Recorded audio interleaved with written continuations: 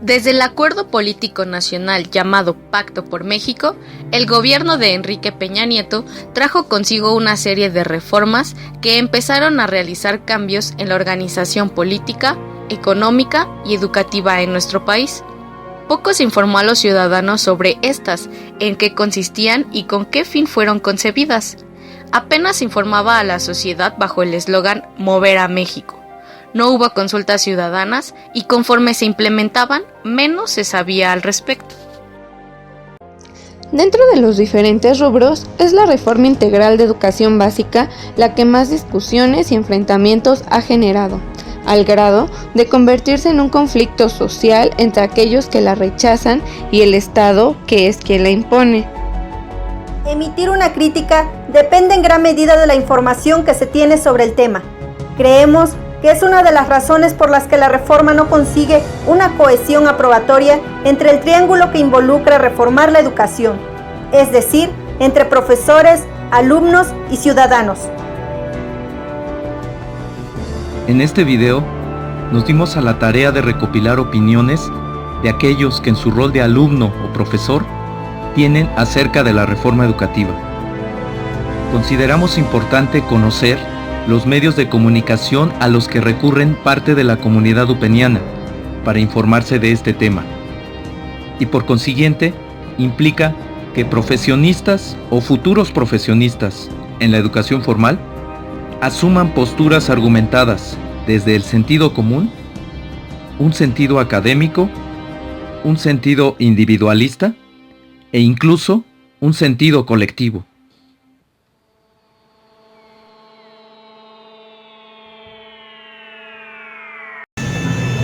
Híjole, pues la reforma educativa es una alternativa de privatización de la educación, por un lado, ¿no? Y está obviamente disfrazada para obedecer al consorcio o el monopolio educativo que tiene el Estado actualmente, ¿no? Bueno, yo soy Luis, yo soy MAM. Mi lengua es MAM, mi cultura es MAM. Bueno, la reforma educativa es un cambio pues a la educación de fondo, pero es un cambio meramente político, no tanto pedagógico. Es un cambio para mantener el control del sindicato, de los maestros, para restarle además más poder a los maestros, porque al fin y al cabo los maestros se empoderan pues, cuando están en clase. Creo que obviamente, y todos estamos de acuerdo, no es una reforma educativa propiamente dicha. ¿Sí? Esto es más una reforma de tipo administrativa, laboral. ¿Por qué? Porque los cambios más sustantivos que se le hicieron a la educación a partir de esta reforma fue pues el hecho de buscar mecanismos que permitieran obtener un control mucho más fuerte del magisterio a través de someterlo a un proceso de evaluación permanente, ¿sí? Y cambiar una serie de condiciones laborales que ellos o que el movimiento magisterial había venido ganando desde hace mucho tiempo. Bueno, pues la reforma educativa es un proceso de cambio educativo que se inicia prácticamente desde la entrada de Peña Nieto con un acuerdo político que se llamó el Pacto por México. En este Pacto por México se plantean una serie de reformas que plantean como estructurales. Dentro de esas vienen la energética, la laboral y la educativa. Entonces se suponía que esos eran como los ejes para que México cambiara. Entonces la primera que salió fue la reforma educativa. Se supone que salió con el consenso de todos los actores políticos. Respecto a la primera pregunta de lo que es la reforma educativa, en realidad la reforma educativa pues no es una reforma como su nombre lo plantea, ¿no? Más que nada es una reforma que nos afecta a todos los mexicanos en el referente a la educación. ¿Esto por qué? Porque es una reforma que viene con unos objetivos planteados desde arriba, desde la parte del gobierno, con una finalidad de privatizar más que nada la educación. Y en estos casos pues realmente son muy afectadas más para las comunidades indígenas de nuestro país mexicano. Quiero centrar esta pregunta desde mi contexto, desde sitiarme desde mi espacio, que es mi comunidad, y pues que al final no persigue un objetivo mismo que a lo mejor persigue la reforma educativa, ¿no? Que es al final creernos o hacernos creer que tiene esa ayuda solidaria para que las comunidades pues crezcan, termine la desigualdad, para que al final la calidad humana se desarrolle como se desarrolla en las ciudades, pero que en una forma distinta pues no tiene nada que ver, ¿no? Al final se persiguen objetivos que todavía carecen para mí de cierto sentido, en el hecho de que no se ve desde un contexto que parte o que se inicia desde otra cosmovivencia. Yo creo que la reforma, aunque establece eliminar la desigualdad, la pobreza, que son las características principales de todo planteamiento que el gobierno hace, eliminar todas estas carencias, todos estos hechos sociales que encarecen a la nación, pero que al final pues es puro papel, ¿no? Es discurso que al final una de dos no se implementa, y aunque se diga que las lenguas estarán presentes y que se tomarán en cuenta, pues siento y pienso que simplemente el hecho que se va a hacer es traducir la reforma o traducir todos estos contenidos educativos, traducir todas estas cosas, pues traducirlas a la lengua, pero seguir en el mismo sistema, es decir, irnos y guiarnos en el mismo sistema, pero con nuestra propia lengua, ¿no? No generar una alternativa propia con una realidad distinta que persigan los pueblos indígenas o las comunidades indígenas. La reforma educativa entiendo que es como son arreglos pedagógicos para la educación y bueno, sustentos sociales también.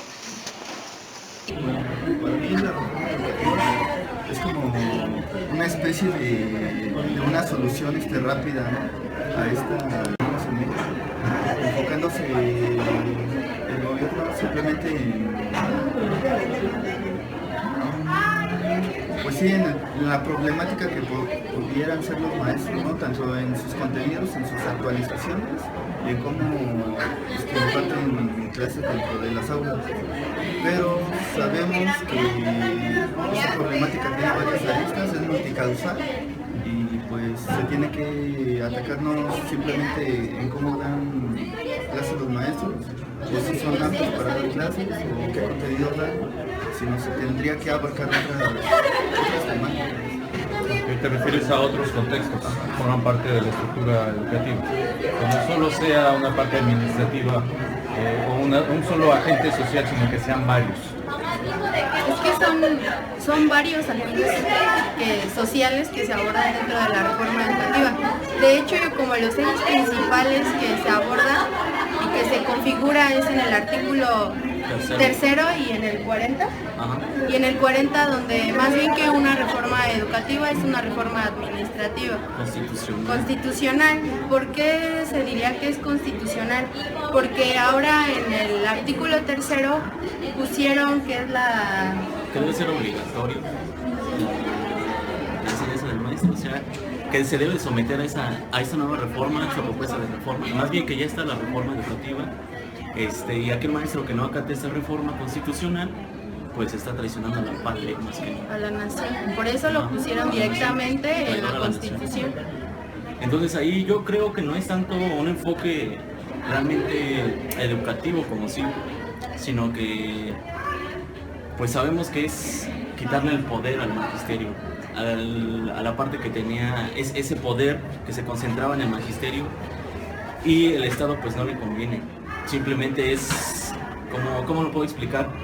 Meramente, pues sí, obtención de poder para que el Estado siga y pueda manipular esta parte que es la educación. Obviamente sabemos que esta manipulación va más que nada enfocada a la parte de ese grupo de mexicanos primero, y a los banqueros. Que son los principales Que van a ser beneficiados. y los que armaron esta reforma educativa, porque la educación ya va guiada al mercado laboral, no a algo crítico y pensante. Y a un real mejoramiento de educación. Es una educación mercantil, ¿no? Globalizada. Bajo los intereses globalizados de empresas transnacionales. Claro, exacto. por supuesto. Va. El 100% de los alumnos y profesores entrevistados conocen la reforma educativa y declaran que persiguen fines administrativos, globales y ajenos a la pedagogía de lo que la educación en México debería representar. En esta parte es importante rescatar que el 60% de los entrevistados cree que la reforma excluye y atenta contra la diversidad que representan las comunidades indígenas en el país.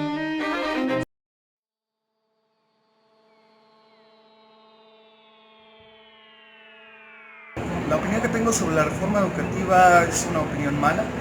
Considero que no se pueden violentar los derechos de los maestros para modificar las estructuras educativas.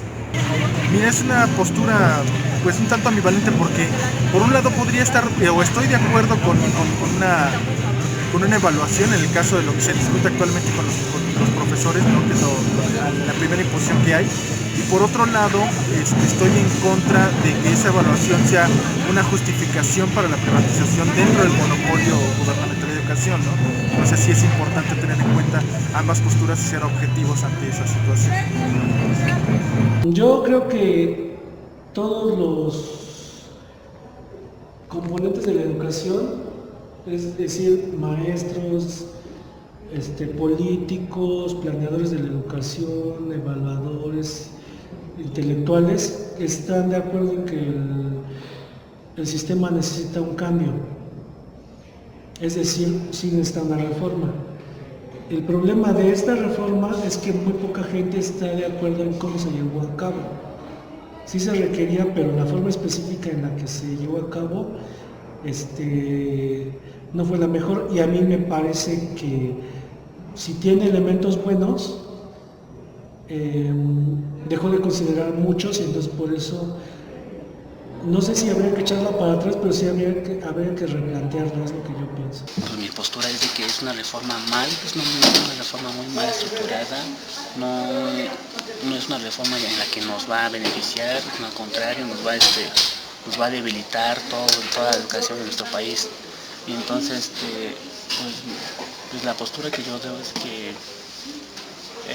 que, repito, es una reforma muy mal hecha por parte del gobierno, y creo que pues, lo que debemos de hacer es seguir luchando, ¿no? Apoyar a los que, en este caso a la coordinadora, que son los que están encabezando esta lucha, apoyar para que realmente caiga esta reforma y tengamos una educación significativa para nuestro país mexicano. Gracias. Pues yo estoy completamente de acuerdo en lo que propone Vicente. Esta reforma educativa debe de preferencia derogarse, ¿sí?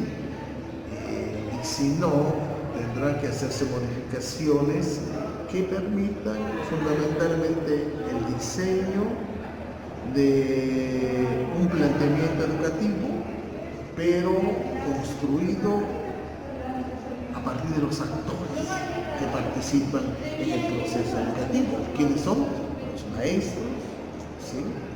Los trabajadores, los expertos en educación, a través pues, de una serie de debates, de discusiones que lleven a la búsqueda pues, de un modelo de educación que garantice bajo las condiciones del país pues, una educación de calidad para los alumnos. La postura del 90% de los entrevistados está en contra de la reforma educativa por considerarla deficiente en lo que propone y por los métodos que se están empleando para imponerla y llevarla a cabo. Solo una persona se consideró neutra, afirmando que es necesaria pero no del modo en que se está ejerciendo.